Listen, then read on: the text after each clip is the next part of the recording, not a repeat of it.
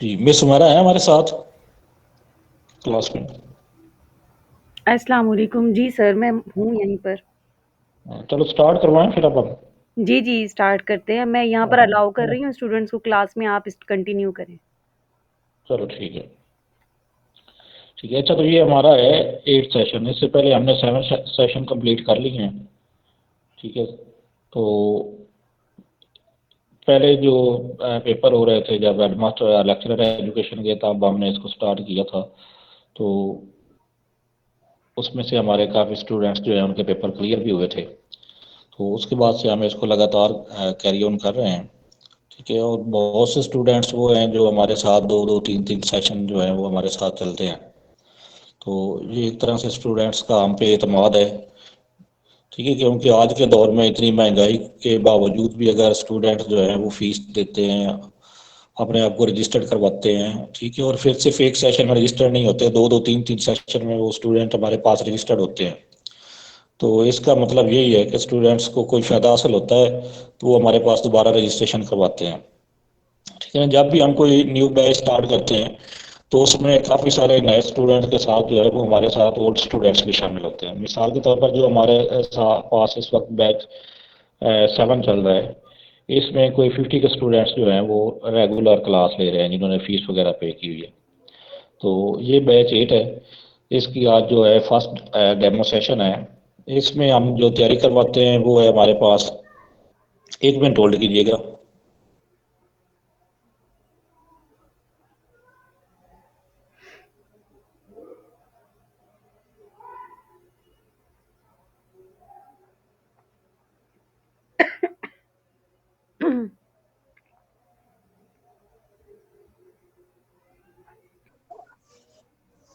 इसमें जो हम कवर करवाएंगे चीज़ें आपको, उसमें एक तो जो हेडमास्टर का पेपर होता है, पंजाब पब्लिक सर्विस कमीशन के जरिए हो या कश्मीर पब्लिक सर्विस कमीशन के जरिए, सिंध पब्लिक सर्विस कमीशन के जरिए, फेडरल पब्लिक सर्विस कमीशन में ये वाइस प्रिंसिपल या प्रिंसिपल की सी स्टैंडर्ड पे पेपर होता है उनका भी।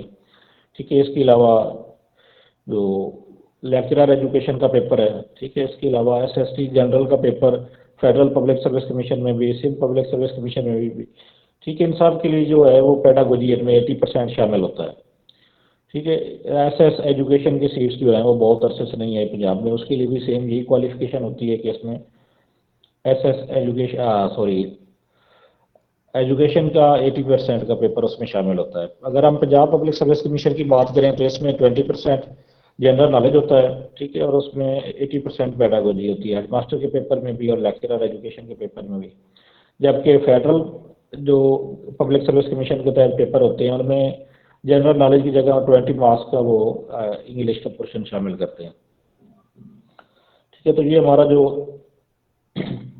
एक बैच है इसमें हम ये सारे चीज़ें इसमें कवर करवाएंगे। सबसे पहले अगर हम इसमें सिलेबस का पहले मैं आपके साथ डिस्कस कर चुका हूँ कि हेडमास्टर की तैयारी के लिए इसमें 20 मार्क्स का जनरल नॉलेज है और 80 मार्क्स का एजुकेशन है। ठीक है ना, एजुकेशन में कौन कौन से सब्जेक्ट इसमें शामिल हैं जो हम इस सेशन में कवर करवाएंगे, उन सब्जेक्ट की डिटेल भी मैं आपके साथ शेयर कर लेता हूँ।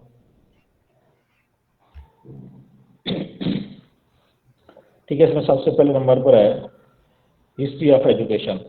ठीक है, हिस्ट्री ऑफ एजुकेशन में हम जो स्टडी करते हैं वो है सुकरात से लेके जो मॉडर्न फिलासफर्स हैं, ठीक है जी, उन तक। और उसमें जो एंड पे जो मुस्लिम फिलासफर्स हैं वो भी हम इसमें स्टडी करते हैं, और उसके साथ साथ जो मुस्लिम एजुकेशनल कॉन्फ्रेंसेज हुई थी वो भी इसमें शामिल करते हैं। तो हिस्ट्री ऑफ एजुकेशन का सिलेबस जो है वो सोक्रात से हम स्टार्ट करेंगे। उसमें हम स्टडी करेंगे कि जो ग्रीक का एजुकेशन सिस्टम था, स्पार्टा का और एथन का एजुकेशन सिस्टम में क्या डिफरेंस था, उसके बाद प्लेटो का, अरिस्टोटल का।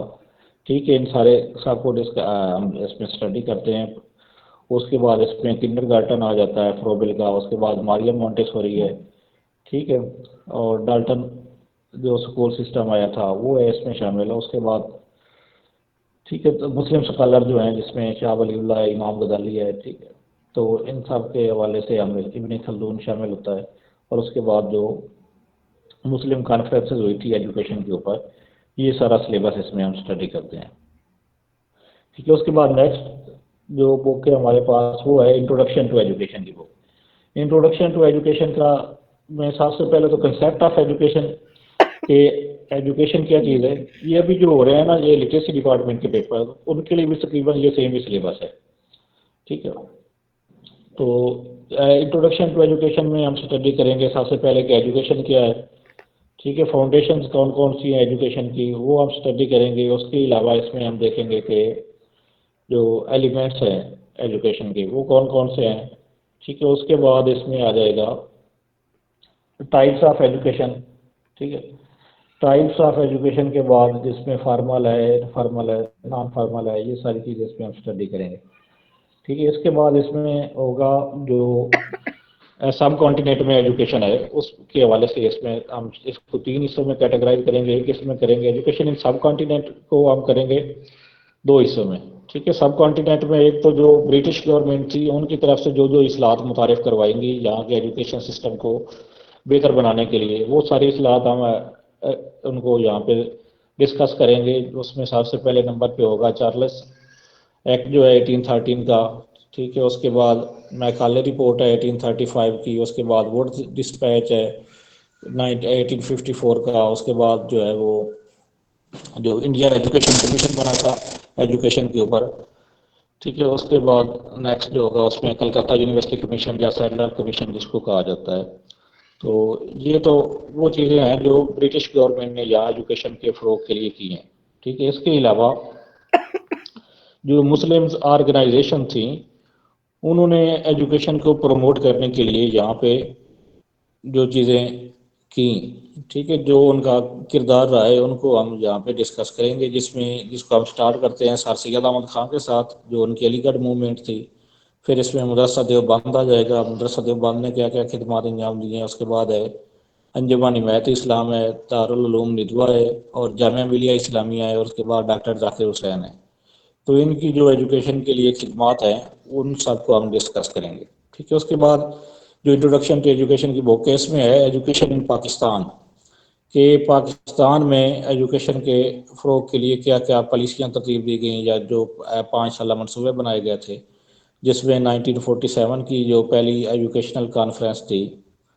ठीक है, जिसकी सदारत उस वक्त जो मौलाना फजल उस वक्त के सॉरी मौलाना नहीं थे उस वक्त, वो थे फजल रहमान। एक तो ये मौजूदा फजल रहमान है ना, ये नहीं थे, वो और थे।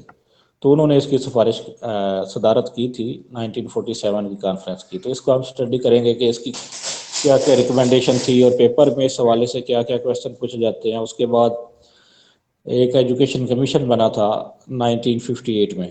ठीक है, 30 दिसंबर 1958 को एजुकेशन कमीशन बना था। तो उस 58 के एजुकेशन कमीशन को स्टडी करेंगे। उसके बाद नेक्स्ट पॉलिसी थी 69 की एजुकेशन पॉलिसी। ठीक है, उसके बाद 74 में अब्दुल हफीज़ पीरजादा ने एजुकेशन पॉलिसी दी थी। तो इन सब पॉलिसीज़ को आप स्टडी करेंगे। फिर 78 में एजुकेशन पॉलिसी आई थी। उसके बाद 93 में, 98 में और 2009 में अमीर आज़ाद खान बजरानी ने जो एजुकेशन पॉलिसी दी थी। तो ये सारी एजुकेशनल पॉलिसी स्टडी करेंगे। उसके बाद ये सिंगल नेशनल करिकुलम। ठीक है, ये 2009 की पॉलिसी के बाद ना मुतफिका तौर पे कोई पॉलिसी भी नहीं आई थी, क्योंकि जो 18वीं तरमीम हुई थी उसके तहत एजुकेशन का स्टैंडर्ड सॉरी एजुकेशन का मैटर जो है ये प्रोविंशियल मैटर बना दिया गया था एजुकेशन को। तो ये कोई फेडरल लेवल पे पॉलिसी नहीं आ सकी थी। उसके बाद जो पीटीआई की गवर्नमेंट थी इसने पहली बार ये एक फेडरल लेवल की पॉलिसी दी, सिंगल नेशनल करिकुलम जिसको हम कहते हैं। तो इसको स्टडी करेंगे इसमें। ठीक है, ये तो हमारी सेकंड बुक है इंट्रोडक्शन टू एजुकेशन। उसके बाद थर्ड बुक है फिलॉसफी ऑफ एजुकेशन। ठीक है, फिलॉसफी ऑफ एजुकेशन का जो सिलेबस है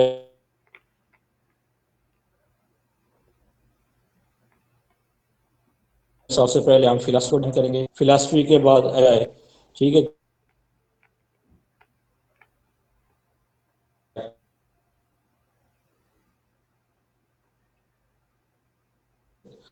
एजुकेशनल फिलॉसफी क्या किन चीज़ों को एड्रेस करती है फिलॉसफी करेंगे। उसका types of philosophy, style of philosophy और उसके बाद जो है रियलिज्म है, नेचुरलिज्म है, प्रैग्मेटिज्म है। ठीक है, और एग्जिस्टेंशियलिज्म है। ये 5 जनरल फिलॉसफीज हम इसमें स्टडी करेंगे। ठीक है, उसके बाद 4 इसमें है एजुकेशनल फिलॉसफीज हैं 4, जिसमें सबसे पहले है पेरेनियलिज्म, उसके बाद है इसेंशियलिज्म, फिर प्रोग्रेसिविज्म और एंड पे रिकन्स्ट्रक्शनिज्म, ये जो 4 इंपॉर्टेंट एजुकेशनल फिलासफीज हैं, ये सारी हम डिस्कस करेंगे। इनको जो पेपर पॉइंट ऑफ व्यू है उसके हवाले से डिस्कस करेंगे कि पेपर में जो पीपीएससी के सबका पेपर हुए हैं या फेडरल पब्लिक सर्विस कमीशन के अब तक के जो पेपर हुए हैं उनमें इनमें से किस किस्म के क्वेश्चन पूछे गए हैं। तो वो क्वेश्चन जो है वो आपके साथ उनको शेयर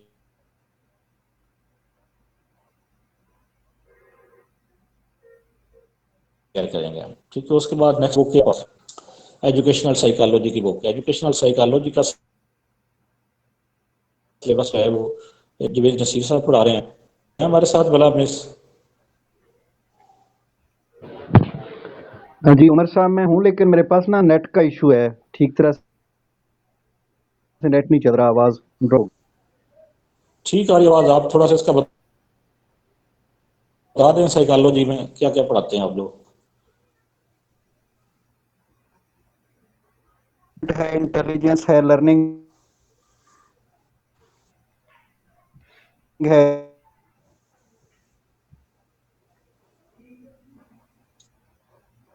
ठीक है मैं बोल देता हूँ, ठीक है। अजमेर साहब आप कहते हैं अभी।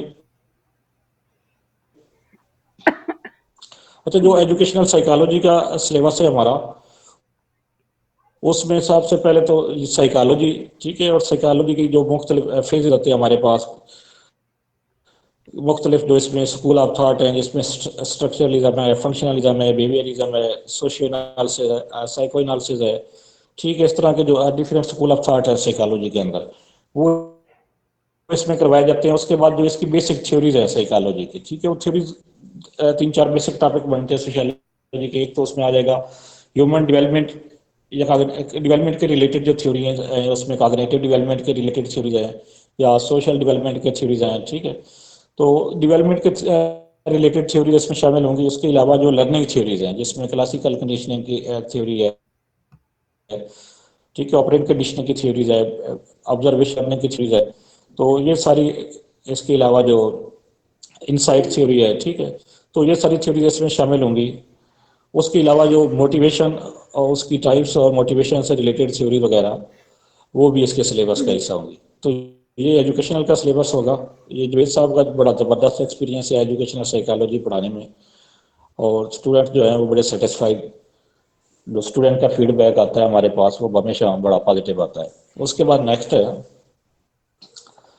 Assessment and evaluation. Assessment and evaluation का सब्जेक्ट जो है ये मिस हुमैरा करवाती हैं। वो इसके बारे में बता देंगी कि क्या क्या वो करवाती हैं एजुकेशनल इसमें असेसमेंट एंड इवेल्युएशन में।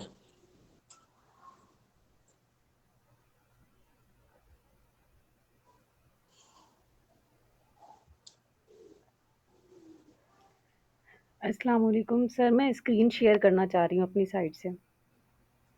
जी जी करें आप स्क्रीन से। ठीक है।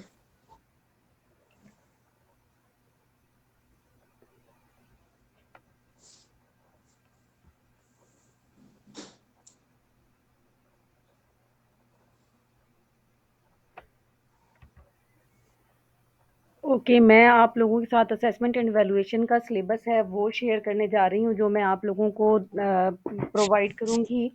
असेसमेंट एंड इवैल्यूएशन के कुछ बेसिक कॉन्सेप्ट्स हैं। Test, measurement, assessment and evaluation, इनके दरमियान क्लियर आपको एक जो डिफरेंस है वो आपके सामने आपको क्लियर करूँगी। उसके बाद टाइप्स ऑफ असेसमेंट हैं, placement, formative, summative and diagnostic. इनको हम बहुत डिटेल से देखेंगे, इनका भी डिफरेंस जो है वो क्लियर करेंगे।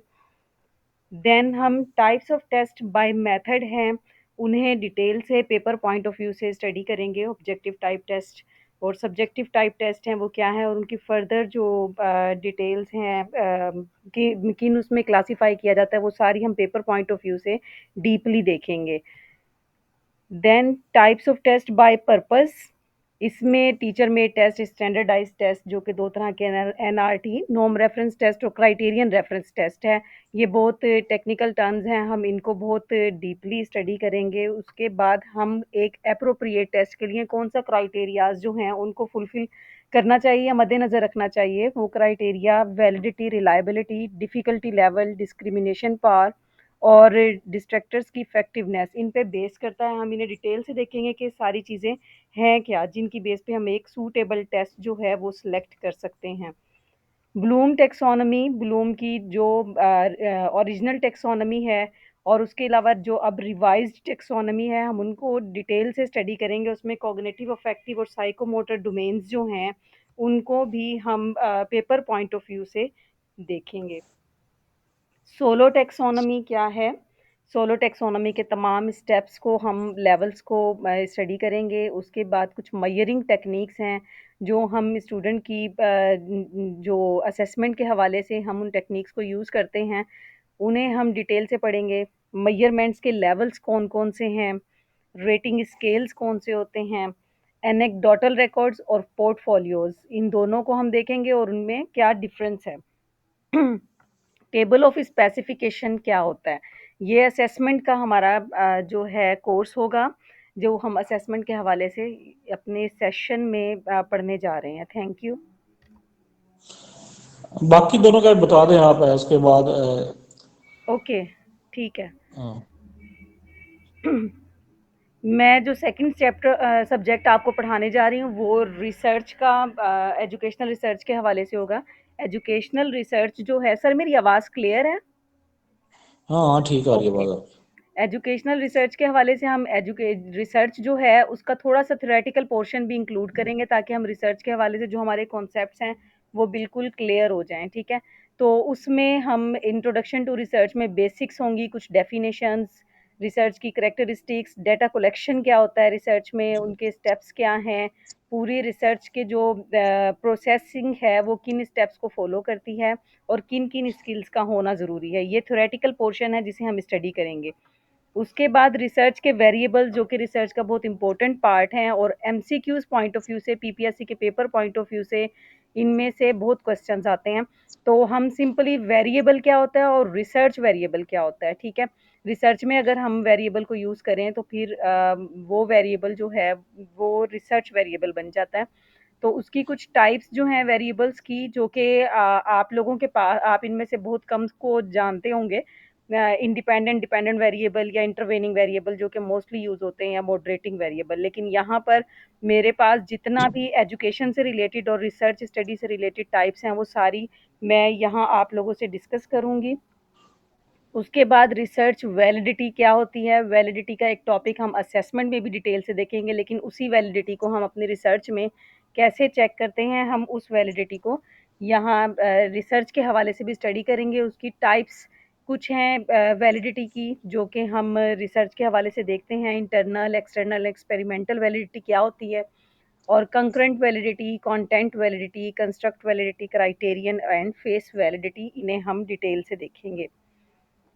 देन रिलायबिलिटी, जो कि असेसमेंट का पार्ट भी है, और जब हम कोई टेस्ट क्रिएट करते हैं तो हम वहाँ भी रिलायबिलिटी चेक कर रहे होते हैं, और यहाँ रिसर्च में भी हम रिसर्च की रिलायबिलिटी को, हम अपने टूल्स की रिलायबिलिटी को भी चेक करते हैं। वो भी यहाँ रिसर्च का भी हिस्सा है, इसलिए मैंने इसे यहाँ सिलेबस में इंक्लूड किया है। रिसर्च के test, retest reliability, equivalent form reliability, split half reliability और केआर मेथड जो कि क्यूटर रिचर्डसन मेथड कहलाता है, इनको हम स्टडी करेंगे। देन है हाइपोथेसिस।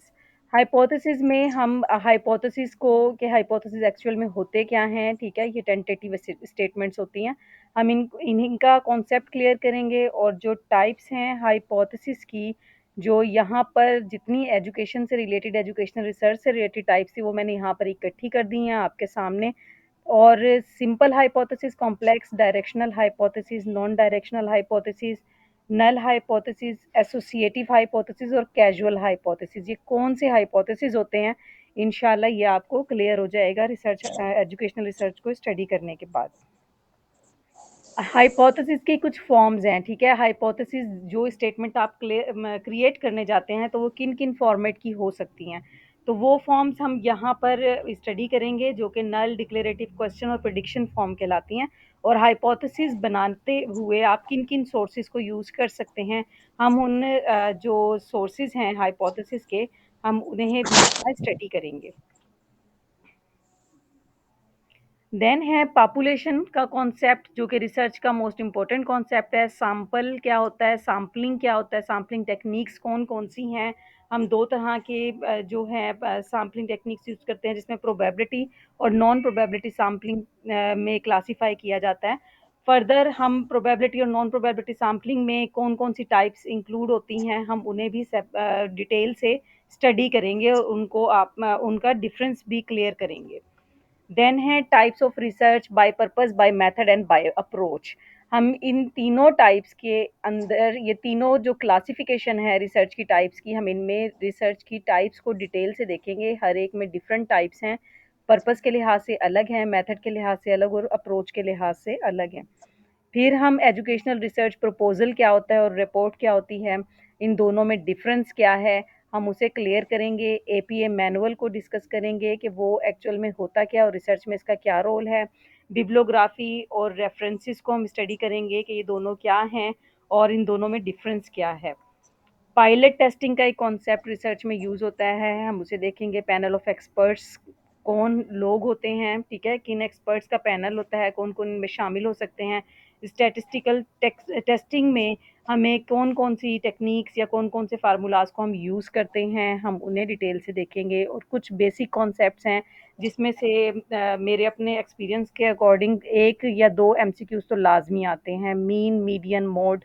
कुछ चार्ट्स का कॉन्सेप्ट होता है रिसर्च में, ग्राफ्स का होता है जिसमें हम विजुअली रिप्रेजेंट कर रहे होते हैं अपने डाटा को, हम उन्हें डिटेल से यहाँ पर देखेंगे। एसपीएसएस क्या है, तो एसपीएसएस का शॉर्ट सा एक इंट्रोडक्शन है, वो हमने यहाँ पर डिस्कस करना है।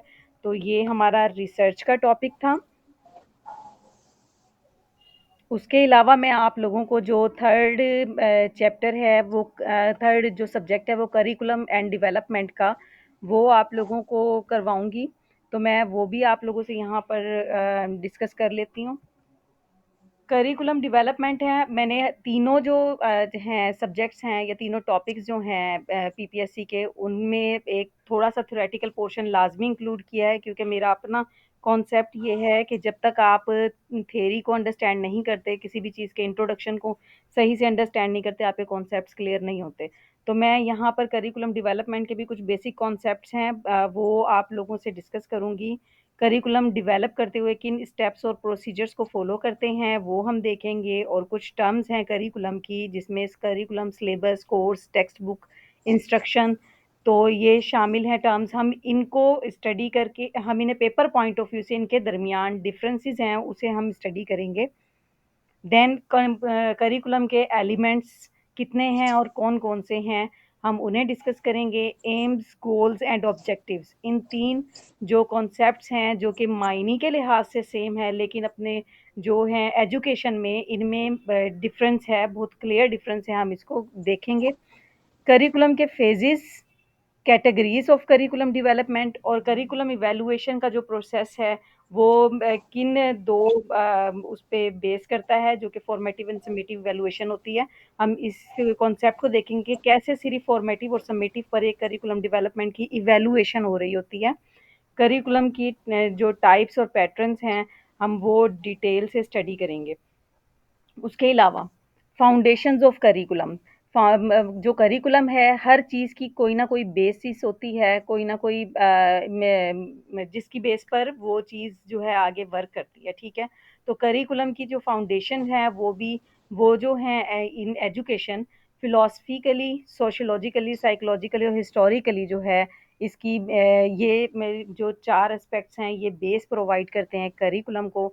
हम इन चारों को एज़ अ सब्जेक्ट भी स्टडी कर रहे हैं पीपीएससी की तैयारी में, और इधर करिकुलम के हवाले से हम यहाँ पर एज़ अ कॉन्सेप्ट भी देखेंगे कि ये फाउंडेशंस कैसे करिकुलम को सपोर्ट कर रही हैं। उसके अलावा करिकुलम का जो कंटेंट है, वो सिलेक्ट करने के मेथड्स जो पेपर पॉइंट ऑफ व्यू से बहुत इंपॉर्टेंट हैं। जजमेंटल मेथड होता है, एक्सपेरिमेंटल है, एनालिटिकल और कंसेंसुअल। हम इन्हें देखेंगे कि ये एक्चुअल में होते क्या हैं। करिकुलम के मॉडल्स, मोस्ट इम्पोर्टेंट टॉपिक। हम करिकुलम के ये मॉडल्स हैं, जो कि यहाँ पर मैंने सिर्फ आपको रिप्रेजेंट करने के लिए बहुत स्लाइड से क्लियर कर दिए हैं कि ये रैशनल मॉडल है, cyclical model, Decker Walker model, Dennis Lawton model और स्किल बैक मॉडल। तो ये मोस्ट इम्पोर्टेंट मॉडल्स हैं, जो मैं यहाँ करिकुलम के सिलेबस में आप लोगों के साथ डिस्कस करूँगी। ये करिकुलम की टाइप्स हैं। आपको ये एक जगह पर शायद कहीं ना मिलें, ये बहुत सारी जगहों से जहाँ-जहाँ भी टाइप्स डिफरेंट यूज़ होती रही, वो सारी यहाँ पर कलेक्टिवली आपके पास सिलेबस में मौजूद होंगी। ये तमाम जो टाइप्स हैं, हम इनमें डिफरेंस और इनके कॉन्सेप्ट्स को बहुत अच्छे से यहाँ पर स्टडी करेंगे। Thank you so much. ये सब्जेक्ट्स जो हैं, ये हमारा सिलेबस है। पीपीएससी के 3 टॉपिक्स हैं जो मैंने आपको कवर करवा दिए हैं। जी सर। ठीक है।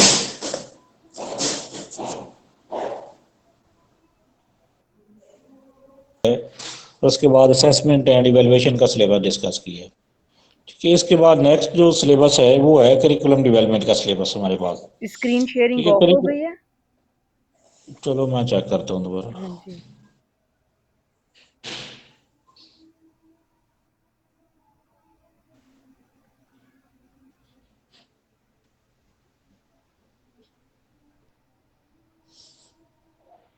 अस्सलाम वालेकुम सर। जी जी।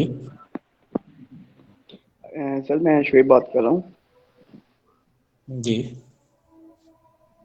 सर मेरा जो सब्जेक्ट है वो मेरा है एमफिल कंप्यूटर साइंस। तो ठीक उसके है। साथ मैंने बीएड और एमएड भी किया हुआ है। तो जी जी, क्या मैं इसमें एजुकेशन में अप्लाई कर सकता हूँ, लेक्चर एजुकेशन में, या जो एजुकेशन में सीटें आती हैं जैसे कि? बिल्कुल बिल्कुल कर सकते हैं आप। अगर आपका एमएड है तो एमएड की बुनियाद पे आप लेक्चरर एजुकेशन पे भी अप्लाई कर सकते हैं। ठीक है, एसएस एजुकेशन पे भी कर सकते हैं। और चूंकि आपका साथ कंप्यूटर में भी मास्टर डिग्री है तो आप जो हेडमास्टर की जॉब आती हैं या उन पे भी अप्लाई कर सकते हैं। और इसके लिए मुझे इक्विवेलेंस बनवाने की जरूरत होगी एमए एजुकेशन नहीं की नहीं, डिग्री के कोई लिए? इक्विवेलेंस की जरूरत नहीं एमएड। होती है। कोई इक्विवेलेंस की जरूरत नहीं होती है इसके लिए। हाँ। Thank you sir.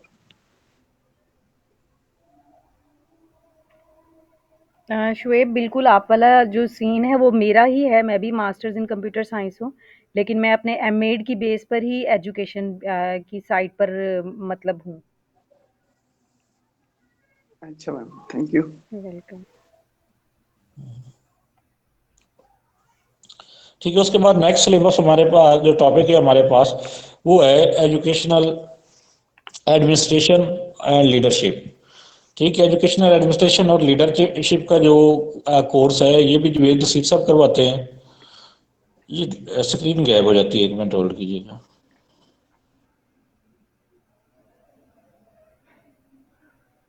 Screen show हो रही है भला? नहीं सर।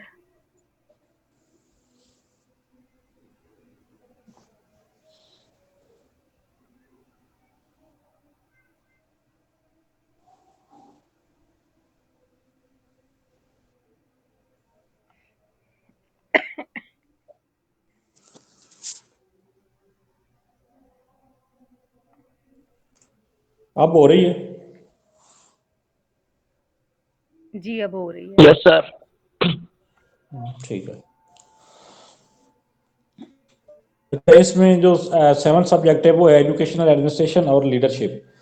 एजुकेशनल एडमिनिस्ट्रेशन और लीडरशिप में जो चार बुनियादी चीज़ें हैं कि एडमिनिस्ट्रेशन क्या है, एडमिनिस्ट्रेशन, मैनेजमेंट, सुपरविजन और लीडरशिप। ये चार इसके बेसिक कंसेप्ट हैं। ठीक है, ये जवेद नसीर साहब ये कोर्स करवाते हैं। तो इसमें एडमिनिस्ट्रेशन में उसकी टाइप्स ऑफ एडमिनिस्ट्रेशन जो है वो आ जाती हैं। ठीक है, और मैनेजमेंट में मैनेजमेंट के एलिमेंट्स कौन कौन से हैं और मैनेजमेंट की थ्योरीज कौन कौन सी हैं। ठीक है, जैसा कि एडमिनिस्ट्रेटिव मैनेजमेंट थ्योरी है, साइंटिफिक मैनेजमेंट थ्योरी है। ठीक है, इसी तरह एडमिनिस्ट्रेशन के जो टाइप्स हैं उसमें ऑटोक्रेटिक है, डेमोक्रेटिक है, लेजर है। इसके अलावा एक्स वाई और जी जो एडमिनिस्ट्रेशन से रिलेटेड थ्योरी हैं। तो ये इसमें एडमिनिस्ट्रेशन, मैनेजमेंट, सुपरविजन, लीडरशिप और इनसे रिलेटेड जो थ्योरीज आए वो इसमें आपको कवर करवाएंगे। लीडरशिप की थ्योरीज भी इसमें शामिल होंगी। उसके बाद नेक्स्ट हमारे पास है रिसर्च मेथड। ये आपने पहले में इसने आपको बता दिया रिसर्च मेथड के हवाले से। ठीक है, उसके बाद है general methods of teaching. General methods of teaching का सिलेबस जो है इसमें सबसे पहले तो टीचिंग क्या चीज़ है। ठीक है, टीचिंग का कंसेप्ट है उसको समझा जाएगा। उसके बाद इसमें आ जाता है मैक्सिम्स ऑफ टीचिंग।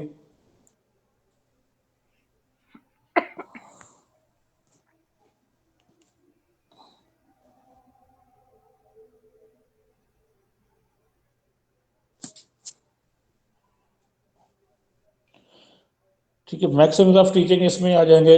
उसके बाद इसमें होगा कि जो टीचिंग मेथड, स्ट्रेटजी, टैक्टिक और टेक्निक्स, इनमें क्या डिफरेंस होता है, ये एक बुनियादी क्वेश्चन है और अक्सर पीपीएससी के पेपर में इनसे रिलेटेड क्वेश्चन आ जाता है। तो इसको हम देखेंगे कि इसमें क्या है। उसके बाद जो कुछ जनरल मेथड्स हैं टीचिंग के, ठीक है, जिसमें लेक्चर मेथड है, डिमॉन्स्ट्रेशन मेथड है, ड्रिल मेथड है, प्रोजेक्ट मेथड है, एक्टिविटी बेस्ड मेथड है। तो ये सारे जो जनरल मेथड्स हैं इनको स्टडी करेंगे। जनरल के साथ साथ कुछ इनोवेटिव टीचिंग मेथड जो हैं, जिसमें माइक्रो टीचिंग है, सिमुलेशन है, ठीक है, प्रोग्राम इंस्ट्रक्शन है, टीम टीचिंग है। तो ये सारे टीचिंग मेथड जो हैं वो इसके सिलेबस में शामिल होंगे जनरल मेथड ऑफ टीचिंग में। ठीक है, इसके अलावा टीचिंग प्रोफेशन, ठीक है, कि टीचिंग को हम एज ए प्रोफेशन क्यों लेते हैं, इसके हवाले से एक मुख्तसर सा टॉपिक है। और उसके साथ है एजुकेशनल लॉज। एजुकेशनल लॉज में पेडागोजी है, सॉरी पेडागोजी कह रहा हूँ, पीडा एक्ट है हमारे पास। ठीक है, इसके अलावा लीव रूल्स हैं, एजुकेशनल लॉज में leave rules, service rules. Sir slide show नहीं हो रही सर। हाँ, सर स्लाइड नहीं स्लाइड्स आ क्यों रही। नहीं हो रही? Yes sir.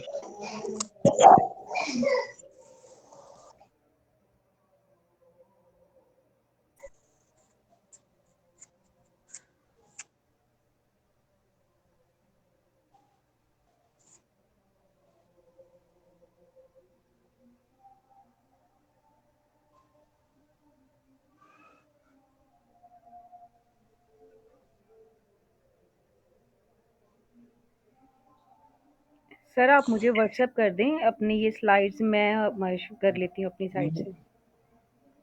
एक मिनट वेट कीजिएगा, ये मुझे बिल नहीं रहा, ये कहाँ से मैंने ज्वाइन किया हुआ था। अच्छा ये है, ठीक है।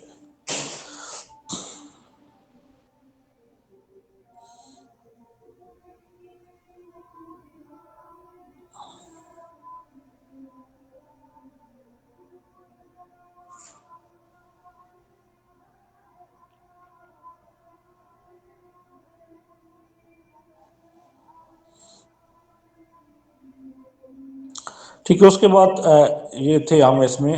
आवाज़ आ रही है ना मेरी? जी जी आ ठीक है। रही है। हाँ, अच्छा, इसमें हम देख रहे थे इसका सिलेबस जो है एजुकेशनल लॉज का, कि इसमें सर्विस रूल्स हैं शामिल हैं, लीव रूल्स हैं। ठीक है, इनमें से क्वेश्चन आ जाता है। हेडमास्टर के पेपर में पीडा एक्ट की जो पेनल्टीज़ वगैरह होती हैं, ठीक है, मेजर पेनल्टीज़ और माइनर पेनल्टीज़ जो हैं, उनसे रिलेटेड एक आध क्वेश्चन लाजमी इसमें शामिल हो जाता है। ठीक है, इसके अलावा जो हेडमास्टर के सिलेबस के लिए ख़ास तौर पर, और जो इंटरव्यू होता है हेडमास्टर का, उसमें ख़ास तौर पर जो पेपरा रूल हैं उनके हवाले से क्वेश्चन भी आ जाते हैं। तो ये इसके सिलेबस यहाँ तक शामिल होगा। ठीक है, इसके अलावा इसमें जनरल नॉलेज होगा हमारे पास शामिल। तो जनरल नॉलेज के हवाले से जो मिस फातिमा आता है वो आपको मुकम्मल गाइडलाइन देंगी। यहाँ तक अगर आपके पास कोई क्वेश्चन है तो वो आप पूछ सकते हैं।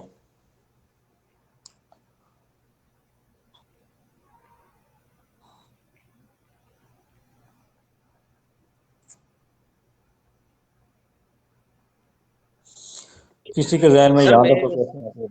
हाँ, सर मैं ये पूछना चाहूँ तो कि जो पेपर पॉइंट ऑफ व्यू से सारी चीजें इसमें क्लियर हो जाती हैं। बिल्कुल, इसमें 100% चीज़ें क्लियर हो जाती हैं पेपर पॉइंट ऑफ व्यू से।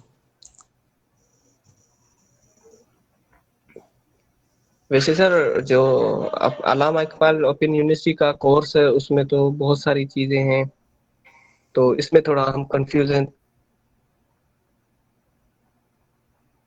ये इसमें जो से चीजें नहीं, ऊपर ये जो आपका पेपर है ये सिर्फ अलामा इकबाल के कोर्स से नहीं है, ये यहाँ तमाम यूनिवर्सिटीज़ का सिलेबस होता है उससे आता है पेपर। तो जो पेपर पॉइंट ऑफ व्यू से बेसिक्स जो चीज़ें हैं जो कि मोस्टली यूज़ होती हैं हमने वो डिज़ाइन की हुई हैं अपने कोर्स में, जो कि एमसीक्यूज़ या प्रीवियस पेपर्स में जो कुछ भी रिपीट होता रहा है, जो मीन्स के ज़्यादा पूछा जाता है, वो चीज़ें हमने यहाँ पर शामिल की हैं। Thank you miss, thank you.